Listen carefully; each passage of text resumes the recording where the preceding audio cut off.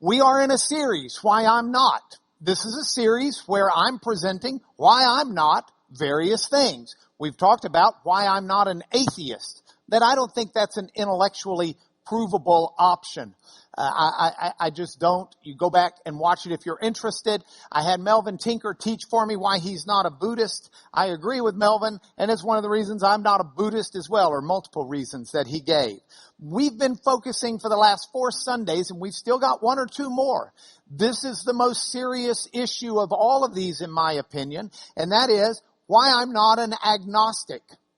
Now, an agnostic means that you're not ready to say there's not a God, but you don't think that the proof is adequate to establish that there is a God.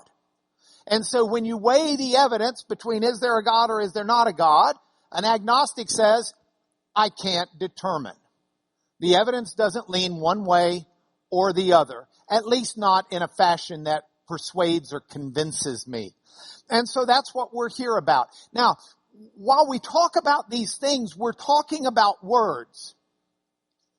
And what is very important for all of us to realize is that words matter. Words matter because they express ideas. We've got thoughts and ideas in our heads. We put them into words. The Greek word for word, logos in Lubbock pronunciation, logos if you probably pronounce it right. If that Greek word for word also means logic and thinking and rationality, because we think in words. Words are important. They express ideas. Now, this was very apparent to me in a case that I was trying one time. Bob and I had this case. It was here in Houston. It's the one that had the benzene evidence. I had one of the oil and gas people in our class come up to me afterwards and say, now don't take oil and gas people to task on this. And I had to assure him I represented an oil and gas fella against no, I didn't actually. That was a different trial. Sorry. But I had oil and gas experts helping me. I'm not trashing the oil and gas industry. My grandfather lived in it and made his living in it, and I probably wouldn't have been through college without it. But I will tell you this. I got a box. And I took my box to trial. Because the case had been one where this casing, underground casing, piping, if you will, that went down to the reservoir of the oil and gas. That reservoir was tight enough to cause pressure for that casing. So the product didn't have to be pumped. Product was coming up automatically. It was under pressure. The pipe, or the casing, about 500 feet below the ground, actually broke in half, severed in 2 places, I should say, be more precise. It severed into 2 pieces. And there was a 6-inch separation between the top piece of piping and the bottom piece of piping, and all of that product under pressure was gushing out of that 6-inch gap. Took the company days to fix it, and a lot of product went out into the surrounding water sands, the aquifer. Now, I talked to you earlier about the benzene illustration that was used in the case, but here's another one for you on why words matter. The expert for that now defunct oil and gas company, so don't go selling your stock. Oh my goodness, Lanier put us out of business. No. This happened in the 1940s. That now defunct oil and gas company, they had an expert witness who was trying to minimize the extent of the problem. And so he got up on the stand and he testified all day long for the company, and he said, when the pipelines or when the piping or the casing sprung a leak, when the casing sprung a leak. I counted like 27 or 28 times he said sprung a leak. I'm sitting there, each time it's just my frustration meter gets a little bit higher with each sprung a leak. So I'm sitting there thinking, it didn't spring a leak. The thing separated 6 inches and gushed forth.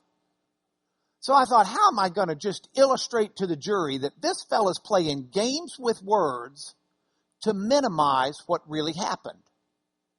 So that night, before I started my cross-examination the next day, we're back at the office, and I send Juan and Jesse to the local Walmart to buy me balloons that you can tie into little animals.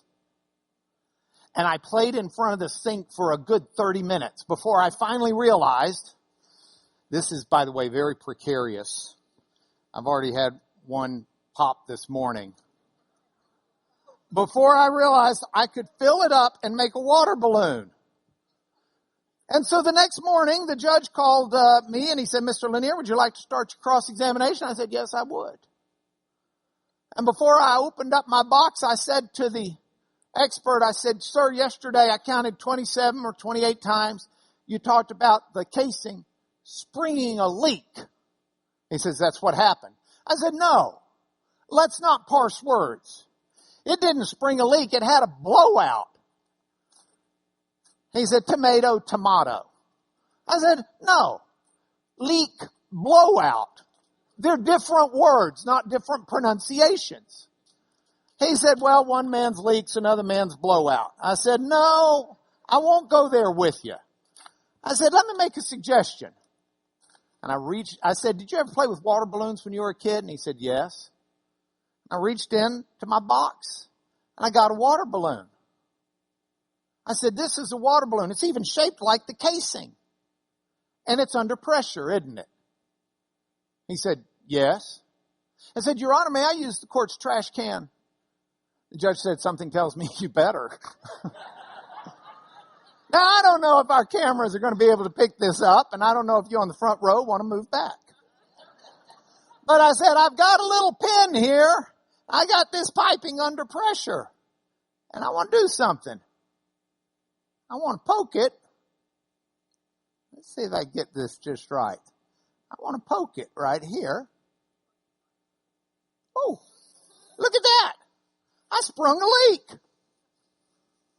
You got it? Where's our camera? Look.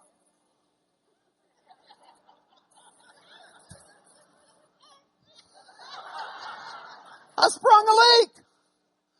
I said, would you agree with me? I sprung a leak. He said, yes. And I stood there for a minute. I wanted to show springing a leak works. And it takes a while. I said, sir, and I reached in my box and I grabbed the casing separators. I said, there is a difference between springing a leak and this casing being separated, isn't there? And he's, as I said, excuse me.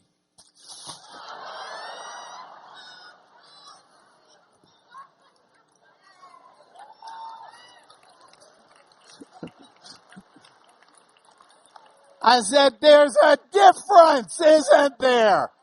Now, you may be thinking,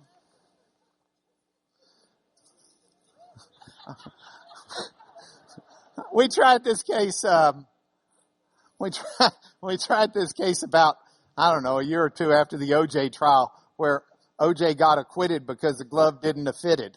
The glove don't fit, you must have quit. And I thought, never experiment in the courtroom when you hadn't done it at home. So I did it like 3 or 4 times the night before. That happens every time it explodes on you. But the jury sure never forgot it. There is a difference. Words do make a difference. So what we're talking about in here are words, but they're words that express ideas. And so we've got to do that. And what I've suggested to you is if you want to know whether or not there's a God or whether or not we have to say we just don't know, we ought to examine the evidence.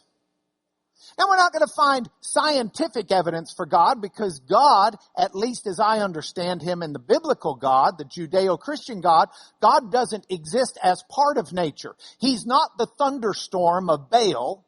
He's not the ocean of Poseidon. He's not the thunder god Thor, though I am a fan of the Thor comic series. He's a God outside of science and nature who made science and nature. So you're no more going to prove God is real by science than you are going to prove what the temperature is in this room by a yardstick. It's the wrong measure of proof. So what we have to do is look at other areas of evidence and let's just weigh them. And so what I did is I said, what are the perceptions of reality that matter to me? And I looked at ones that are especially used by those who argue that God exists and for those who argue that there is no God. And so I put them up there. The ones for people who argue that God exists include, why is there objective right and wrong? Why is there beauty? Why are justice and fair important? Why is there a basis for dignity and honor? Why do we value humanity uniquely? Etc. Why is there meaning and significance? Why do my actions fail? The negative questions. Why is there suffering? Why can't we see God? Why do many of our prayers seem to be unanswered? How does God mesh with science, making sense of the cosmos? And so these are the questions that I think we need to look at and put into the scales to determine, is there sufficient evidence that we should believe in God? And so that's what we've started doing. If you want to go back in the series, you can see the class on why is there objective right and wrong. You'll see that when I examine the beauty argument, I don't find it persuasive. There are some marvelous Christians who do. But I got to be candid with you. It does not persuade me there's a God. I think it's neutral. I don't think it's determinative on either side. Why is justice and fair important? Well, we dealt with that last week, and you just got to go look at it. But the bottom line is there are two pieces of evidence so far that I think belong in the scales. Beauty is a neutral. I could put beauty on either side of those scales. So I just don't put it on at all. It cancels itself out. But the importance of justice and fairness and an objective right and wrong, as I've taught in the last few weeks, persuade me that's evidence of my real world that weighs in favor of God. And we continue to work with the scales. So today, I want us to try and cover 4, 5, and 6. Why is there a basis for dignity and honor? Why do we uniquely value humanity? And why is there meaning and significance in life? Let's go through those together. We'll start with, why is there a basis for dignity and honor? Drew, where are you? Would you stand up, please? Drew is on leave. Drew is in our military. Drew is the Voorhees boy. Thank you for your service to the country. Drew did not know I was going to call on him today, but he serves in the military. He's been through a whole lot worse than this. Which theater have you been in? Where have you been? Middle East. He's seen it. Take a seat. Thank you, Drew. I can think of no better example of the fact that there is dignity and honor than what we see displayed so often by people who are willing to give their lives in defense of what they believe. That's something you spontaneously broke out in applause for him for, because inherent in your being, in other words, built into you, is a respect and an appreciation for the honor that is due someone like that. First responders. If you've been a first responder at some point in your life or are now, would you stand up? These people. Tim, stand up. Okay?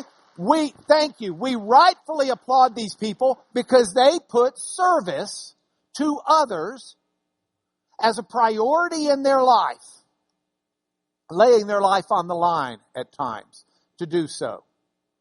So honor and dignity means something to most people. But there's no basis for honor and dignity if there's no God.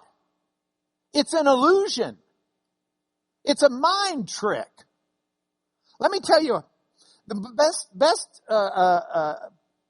the clearest explanation of this came from B.F. Skinner, a Harvard psychologist in the 20th century, ranked number 1 most influential psychologist. That put him ahead of Sigmund Freud, who was only number 3.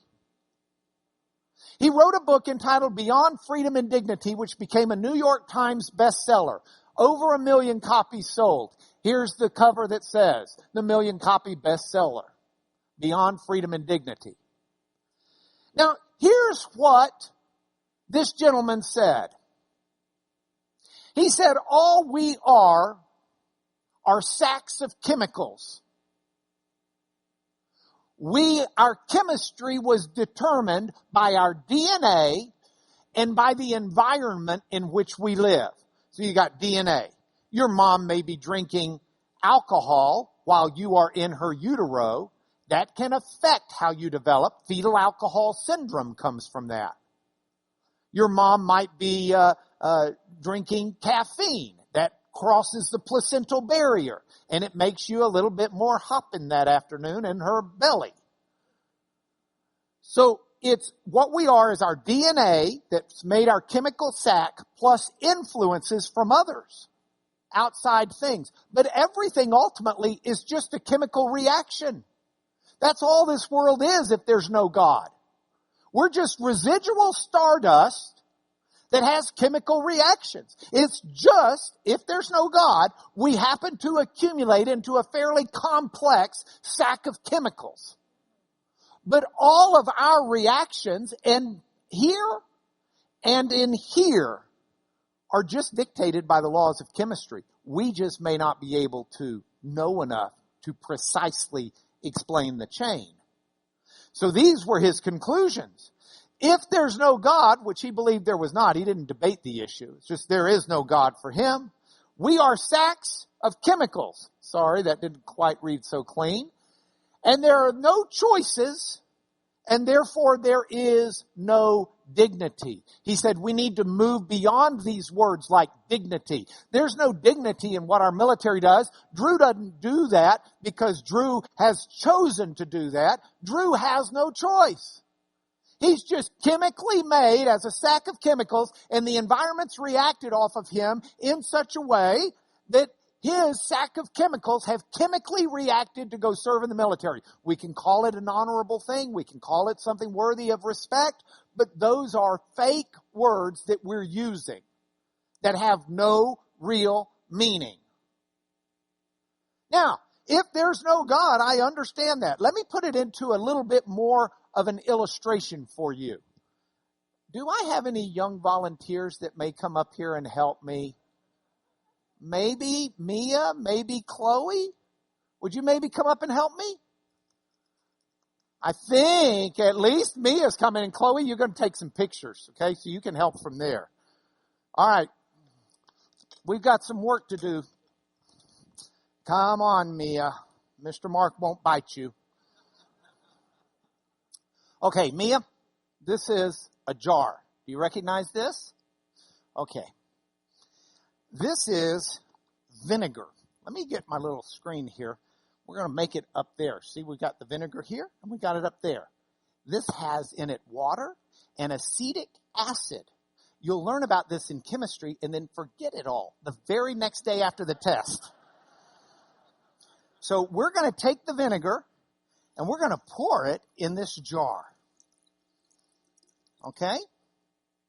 Now, when you take vinegar and you add NaHCO3, also known as baking soda, something interesting happens. So would you do me a favor and just pour some of this in the jar for me? You would? You are such a sweet helper. Come here, you do it. I'll do it with you. Come on, Mia. Now, this is called chemistry. Come on, watch what happens to the jar. Oh, whoa. Whoa! Thank you, Mia. Can y'all thank Mia for helping us?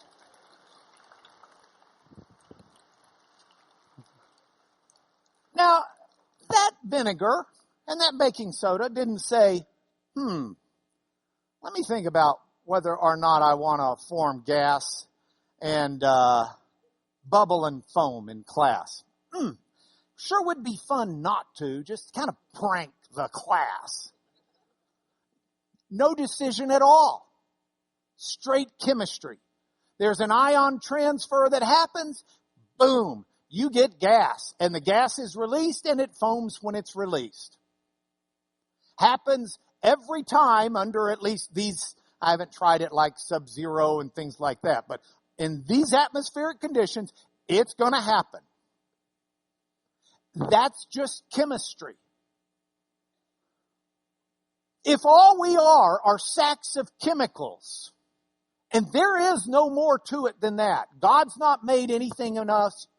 We're not unique. We're not special or significant in some eternal sense. All we are, if all we are is sacks of chemicals, then anything that happens in our life is really just a chemistry reaction. And this idea that we make choices is an illusion. And we delude ourselves if we believe that to be the case. Now, that's the option there. What about the other side of the option? There is an MIT scientist, linguistic guru named Noam Chomsky. He's still alive. Skinner's now dead. Noam Chomsky wrote the review for the New York Review on the book Beyond Freedom and Dignity. And Chomsky had been going after Skinner for some time. And here's what Chomsky said in his review. Since his William James lectures of 1947, Skinner has been sparring with these and related problems. The results are nil. No scientific hypothesis with supporting evidence have been produced to substantiate these extravagant claims to which he is addicted. At the moment, we have virtually no scientific evidence and not even the germs of an interesting hypothesis about human behavior is determined, about how human behavior is determined. There's no science to back up what Skinner says. It's all built off of his presuppositions, what he's already presupposing because he can't prove it. Namely, that there is no God, that we are sacks of chemicals, and we are determined in our behavior simply by our DNA and the environment's influence upon it. And there's no scientific evidence for that. It's a logical conclusion to there being no God.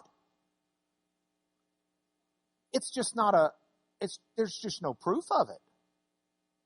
It's just an idea.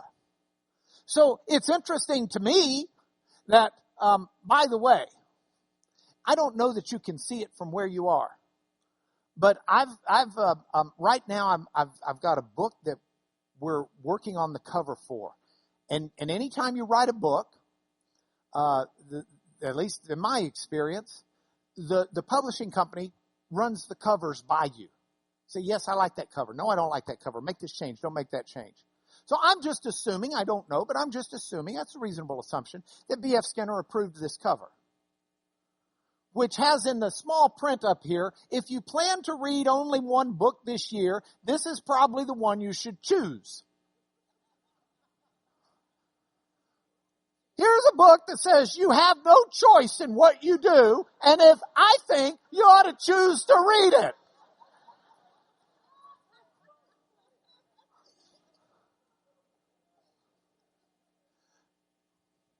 Now, in reply to Chomsky and others, what B.F. Skinner said is, well, maybe we don't have any scientific proof for my theories yet, but my theories are correct. It's just a matter of time till science catches up with us.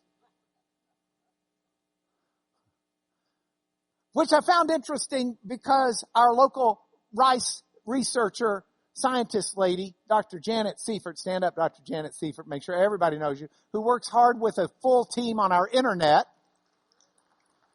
read the lesson and sent me an email with Princeton's theoretical physicist Edward Witten, who said the following, and this is very, very, very recent, not 40 years ago. I think consciousness will remain a mystery.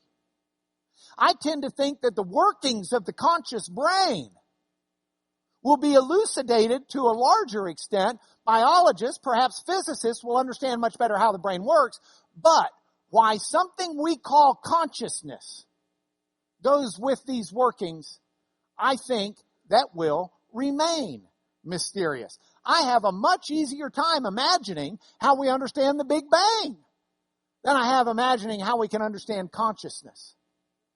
If you can't understand consciousness, you can't be in a position to tell me that we're just chemical reactions in sacks of chemicals. You've got no scientific explanation for why we believe in such things as dignity, why we believe in such things as honor. And if you want to throw them all away, you can throw them all away. But I'm not ready to do that. So I don't buy the evidence on this issue being one that's consistent with the life I perceive I live and others live. However, the other side of the scale, let's see if it works. The Judeo-Christian concept of God. The God as portrayed in the Jewish scriptures, the Old Testament, and in the Christian scriptures, which are the Old Testament and the New Testament. What do we see? We see that God made a cause and effect world. Our God is a God of cause and effect, and He made a world of cause and effect. If you stick your finger in the fire, you're going to get burned. If you pour baking soda in vinegar, you're going to get foam. We live in a world that's cause and effect. God said to Adam and Eve, if you eat the tree, you're going to die. So we live in a world of cause and effect. If you sin, these are the results. Paul says in Romans 1, 17 through 20, that we perceive in nature the power and nature of our God, His invisible attributes, cause and effect. We don't live in Harry Potter world. The Bible doesn't teach Harry Potter world. When there's a miracle in the Bible, it's ascribed as a miracle from a God who's outside of nature, reaching in and tampering with nature. Because nature's set up where each of the offspring will produce after their own kind. It is cause and effect. The Judeo-Christian concept is also that humans, like God who created the world by choice, humans made in His image can make real choices. We can make decisions. We can decide, do we eat from the tree of the knowledge of good and evil or don't we? We can decide, do we get the pastrami on rye or the dry chicken? We can decide, do we want the pizza or the enchiladas or the liver and onions? Liver and onions, by the way, not a big fast food staple. Not many people making that choice. But it's a choice. And the Bible says that we make real choices because we're made in the image of God. And while there's a cause and effect world, humanity in the image of God, God was the original cause. I'm not here to fuss the Big Bang with anybody. I wasn't there. I don't know if God made the world with that being the history inherent in how it could have been. Just like when He made Adam, you could look at Adam and talk about what he may have been like as a baby, even though he never was. Maybe He made the universe, and we can talk about what it would have been like as a baby, maybe even though it never was. Or maybe He made it that way and worked through it. That's a fuss for another day. I'm not fussing that. I'm not engaging in that either way right now. But what I am telling you is, regardless of where you land on that spectrum, God is still the cause. I mean, you got to have something to Big Bang. So you've got a cause that's outside of this universe, even as we look at the universe and see it to be cause and effect. In the same way, if that's the Judeo-Christian God, He says He made us in His image so we can do causes ourselves that have effects. You can choose to drive intoxicated and run over someone and kill them. Don't blame God. Don't say you were predetermined to do it. Don't say, well, don't send me to jail. It's just my chemistry and DNA. I didn't make that choice. No. Judge John Clinton's sending you to jail. Because you make choices in this life. And we can be the cause that has effects for good or for evil. And that's what God calls us to do. That's the Judeo-Christian view. And as a result, there is dignity and honor. When you make choices like Drew and countless others of you who've made choices to, think about the soldier that fell on a grenade to save the ones around him. He's worthy or she's worthy of dignity and honor. It's not, well, why are you making a big deal out of it? That was just chemistry. No. We make choices that have a ramification. That's the Judeo-Christian God. So when I put this in the scales, why is there a basis for good and on? Is it Judeo-Christian God or no God? We're just complex sacks of chemicals. It's just what happens when baking soda goes into vinegar. I believe in real choices. I can't buy that I'm living in Illusionville. It defies common sense to me that a man who's even so sold on it that he's making millions of dollars off his books, but he puts on the cover, if you're going to choose to buy one book, choose to buy mine. So, evidence. Why is there a basis for dignity and honor? I put it on the side of the scales. Evidence for God, it's the only thing that makes sense, continues to tilt the scales that way for me. Next, why do we uniquely value humanity? Now, some don't, I guess. But I've never really met. How many of you know an atheist or an agnostic? Or you may even be one. How many of you know any cannibals? I'm not seeing any hands raised. Not one. I know my brother-in-law sometimes doubts what my sister cooks, but I have 2 brother-in-laws, 2 sisters. I'm not saying which one because I don't want to get in trouble.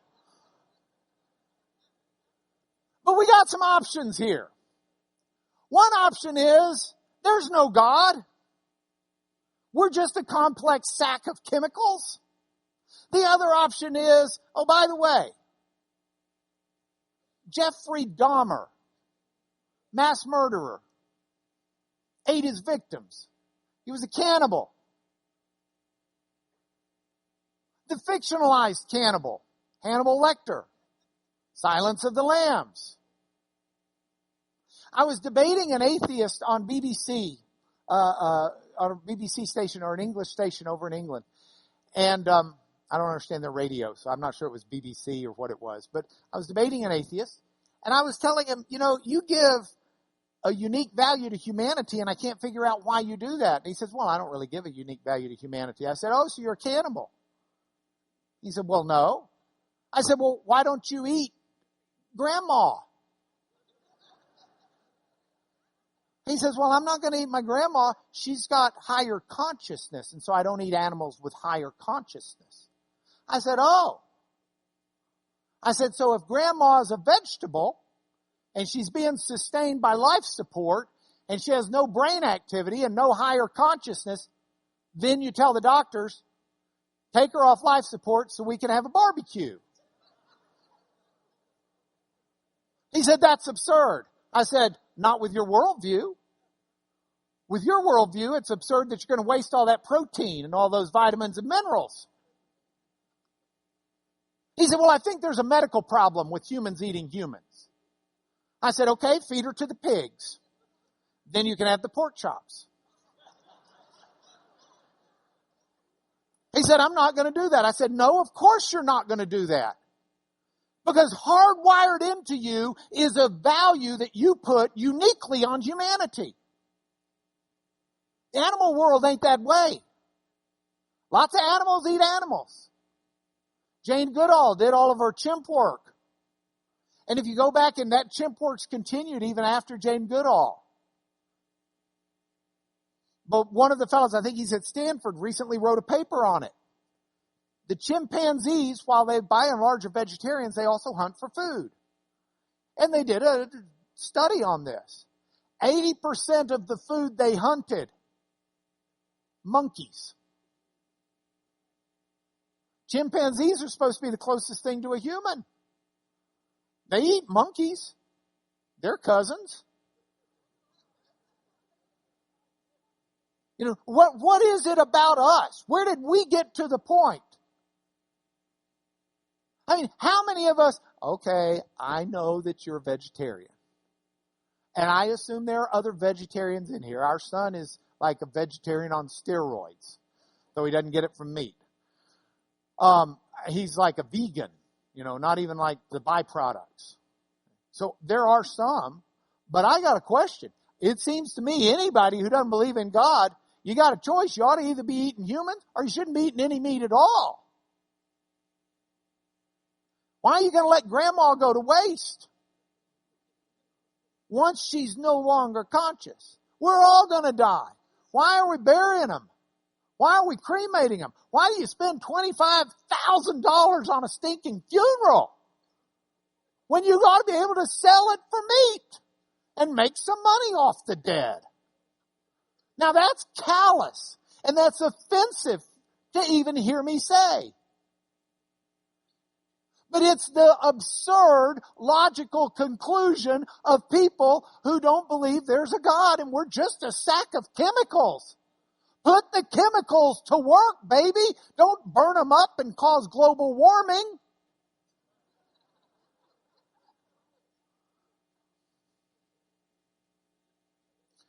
The Judeo-Christian God offers an explanation for why we uniquely value humans. The Jewish and Christian book of Genesis says that God made humanity uniquely in His image. That there's a unique value in humans that others don't have. Cain killed Abel, and that was bad because he killed someone made in the image of God. God's explanation for why murder is wrong is you don't kill someone made in the image of God. They have value. There's something distinct and uniquely valuable about a human being. We have an inherent value apart from what the rest of the animal world has. I'm not saying we treat them with disgust. I'm not saying that we shouldn't be sensitive to how animals are treated. But I am saying Dr. Paige Patterson is a hunter. But he's a very responsible hunter. And he will hunt animals that are responsibly needing to be hunted. And he doesn't do it in a way that terrorizes them. He does it in a way that actually helps the ecosystem. But you don't see him out there hunting people.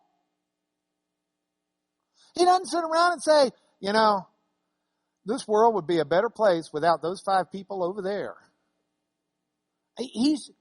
There is a distinct value. And those people who don't inherently value human life, we, the rest of the world, recognize as deranged. But if there's no God, we're the deranged ones. And they're the normal. They're the ones. Now, what's the explanation for this? To me, I look at this. Why do we uniquely value humanity? It makes sense to me with the Judeo-Christian God. It does not make sense to me with no God.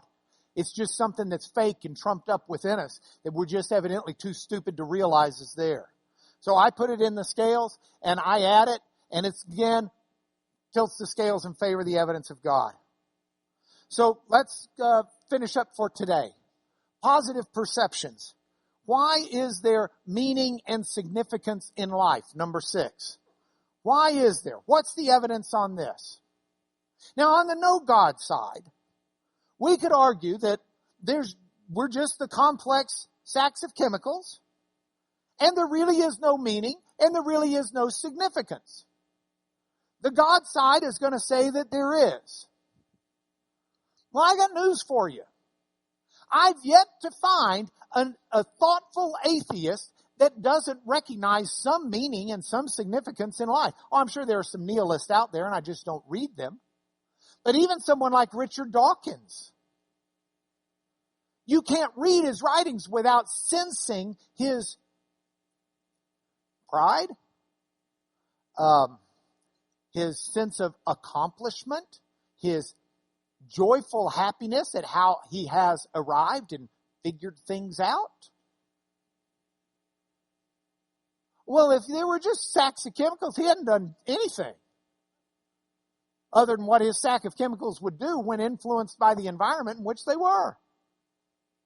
There's no meaning and there's no significance. Now, maybe he would argue, but we've got a significance gene within us. Somewhere in our genome, in the DNA and the structures, the proteins have aligned in such a way where at some place we've got one or more genes that make us think things are significant, even though they, in reality, from a cosmic view, are not.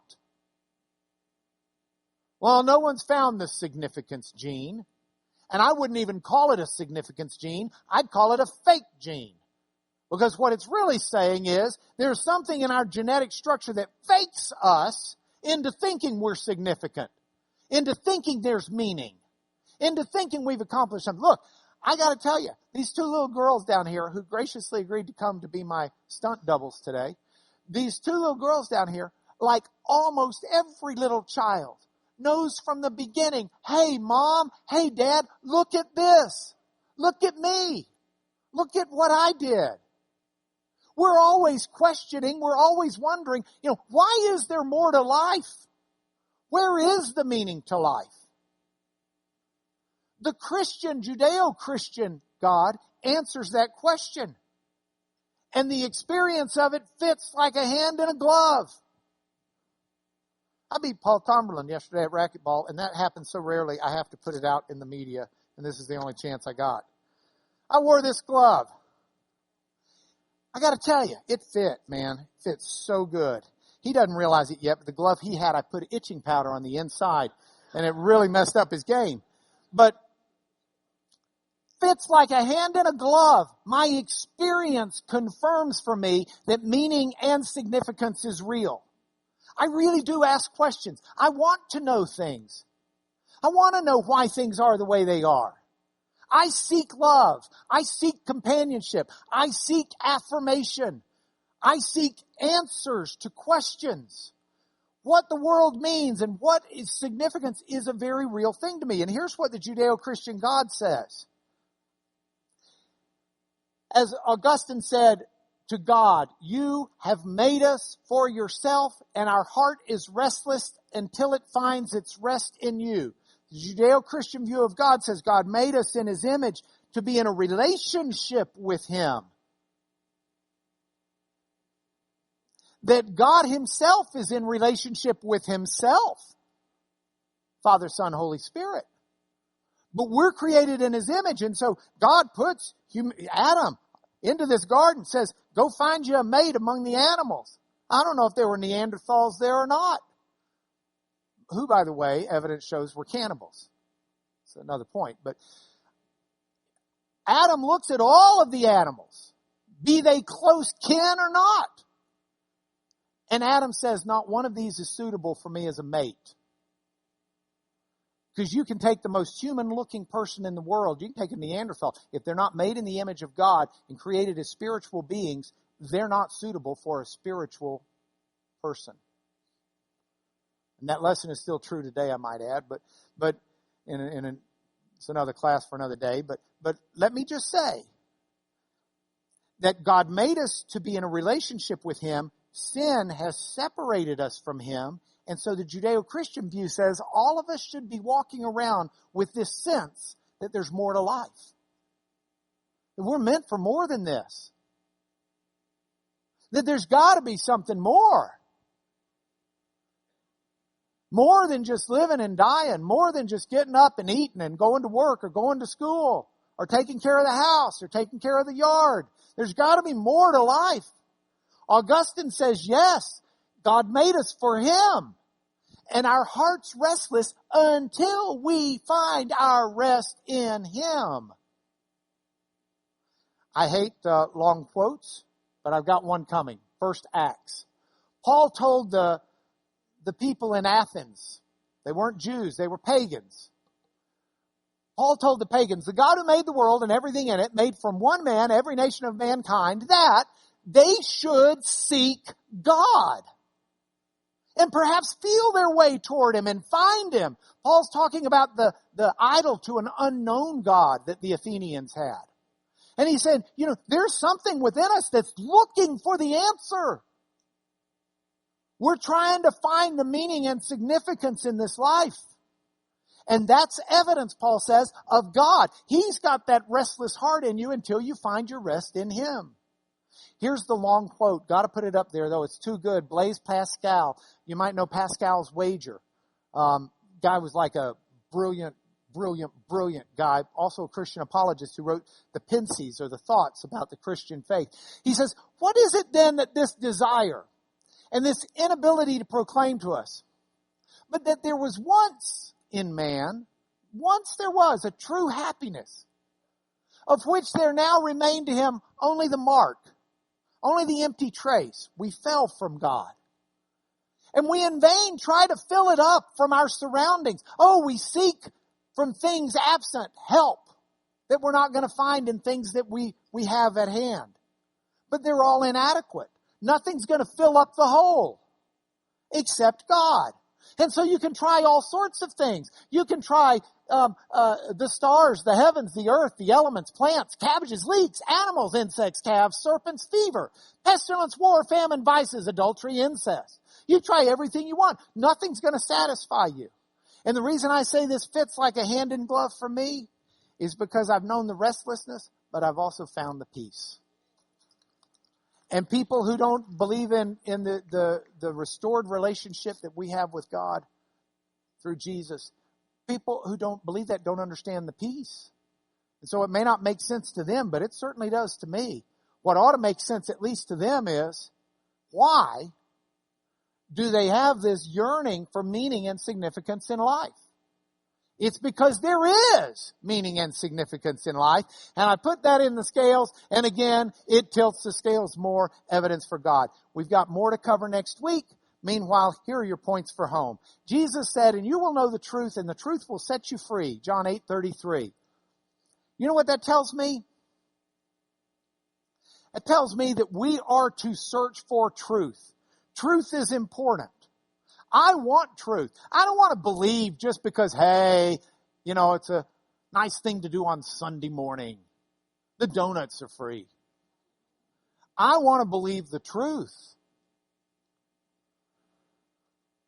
Genesis 9:6, whoever sheds the blood of man, by man shall his blood be shed, because God made man in his own image. That's the value of people. And I want to show that value of people by how I treat them, regardless of what they believe, regardless of which political party they attend, regardless of what their education is, their economics are, their skin color, their hair color, heavens, the color of their teeth should not matter in the way we show our respect and treatment. And last, God has made everything beautiful in its time, and He's put eternity into man's heart. Ecclesiastes 3:11. We've got eternity in our heart. It's there. We can sense it. With God, life has purpose and meaning. That's what I want to walk in. So we'll continue next week on why I'm not an atheist. I'm an agnostic. And I thank you very much for being here. Can I bless you in the name of God? Father, in your name, we do bless everyone here. I bless everyone in your name, Father, and I ask you to reach down and touch them, to stir up their hearts. Take that which is hard and make it soft. Take that which is clogged up in their ears and clean it out. Take that which their eyes don't see and drop the scales. Father, help people to see the evidence for you that's all around us and within us. I pray this blessing in the name of Jesus. Amen.